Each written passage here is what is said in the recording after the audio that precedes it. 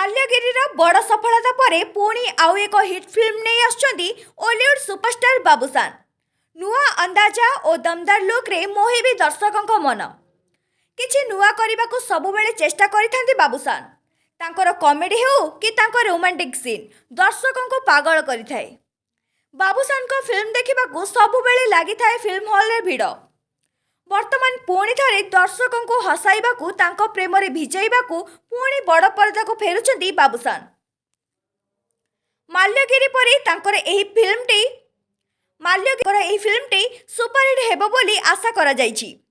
ତାଙ୍କର ଏହି ନୂଆ ଚଳଚ୍ଚିତ୍ରଟିର ନାଁ ରହିଛି ପାୱାର।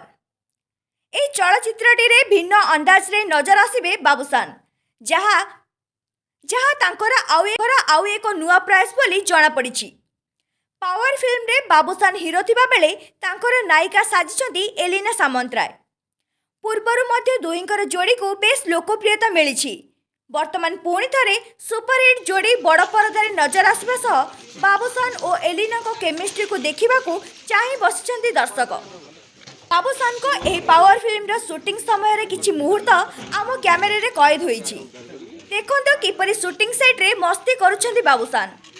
ଏହାସହ ଓଲିଉଡର ସୁପରଷ୍ଟାର ଜିନ୍ସ ଟି ସାର୍ଟରେ ନୁହେଁ ବରଂ ଲୁଙ୍ଗି ଗାମୁଛା ପକାଇ ନଜର ଆସୁଛନ୍ତି ଭିଡିଓରେ।